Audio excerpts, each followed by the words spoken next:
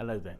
Today I'm finishing up my look at American Pinot Noirs with a bit of a sort of a cult producer, Williams Selyem, and this is their 2020 Central Coast Pinot Noir. The winery was started in the 1970s by Ed Selyem and Burt Williams, who originally started under the name of Hacienda Del Rio, and the idea was that they would be acting as negociant, buying fruit and making single vineyard wines, and unfortunately the Hacienda Winery objected to them, and they got a cease and desist notice in the post, and they had to rename their winery Williams Selyem. The winery grew fairly slowly through the 80s and 90s to a stage where in the late 90s they were producing about 8,000 cases of wine a year. They were selling their wines on a waiting list, and in fact their Sonoma Vineyard Pinot became the first Pinot Noir from California, reputedly, to sell for more than $100 a bottle.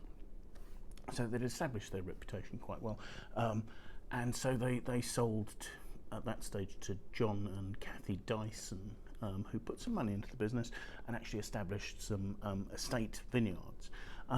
In general, the vineyard base for Williams Selyem is in Sonoma County and the Russian River. This particular wine, the Central Coast, is actually from San Benito, which is just inland from Monterey, so slight way further south, near the coast, a cooler region.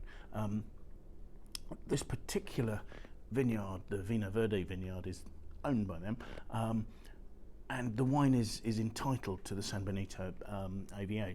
However, this is a wine just made from the younger vines, and therefore is just classified as Central Coast, a broader AVA. The vineyard has limestone soils, so produces quite elegant sort of wines. It's a blend of, quite a diverse blend of clones actually, including such things as Calera, Pommard, 667, Mount Eden, Swan, I'm trying to think what else, Canada. So quite a clonal diversity within the vineyard. It ages in French oak, unsurprisingly. About 41%, I believe, of that is new, and then the balance is first finish of that. The wine ferments with its ambient yeasts,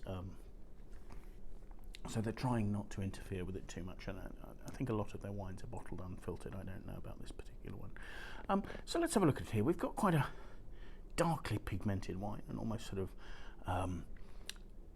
ruby red to black sort of there, but it's not got a huge depth. It's, it has some depth. It's not quite as translucent as some of the Pinots I've looked at today, but it's not particularly deep. The aromas, gosh, the aromas are hedonistic.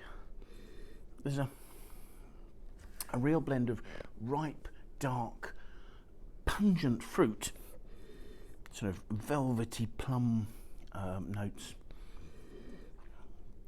but also with lovely cedar and vanilla notes from sort of clean oak, and the two are very harmoniously together in there. They sit nicely together. So let's have a taste.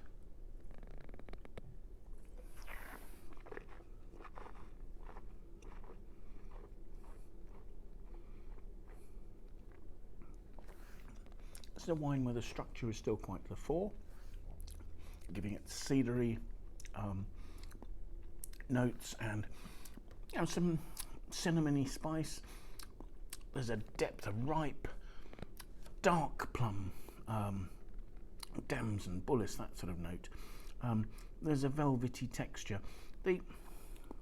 Strangely, although the cedariness is quite to the fore, the tannins aren't too grainy. There's actually quite a nice warmth and richness, a slight meaty note to the fruit, and the fruit has a lovely elegance and length.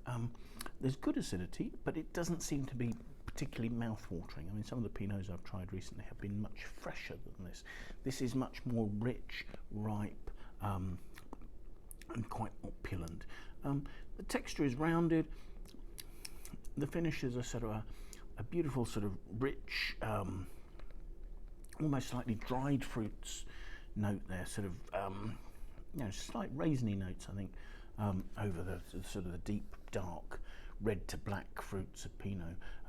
It's a wine of real concentration. When I think the fruit actually still needs a bit of time to open up. I would give this 2 or 3 years before broaching it again, for it to really, for that fruit to open out and to overcome the structure that's there. It has reasonable length at the moment, but I think it's being a little bit closed up by that sort of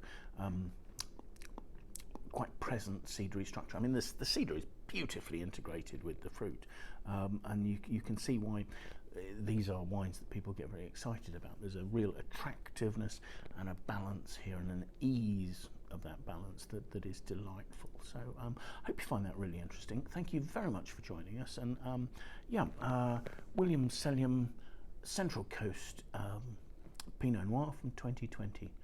If you've enjoyed the video, do please feel free to like and share, and do please join us again. Bye now.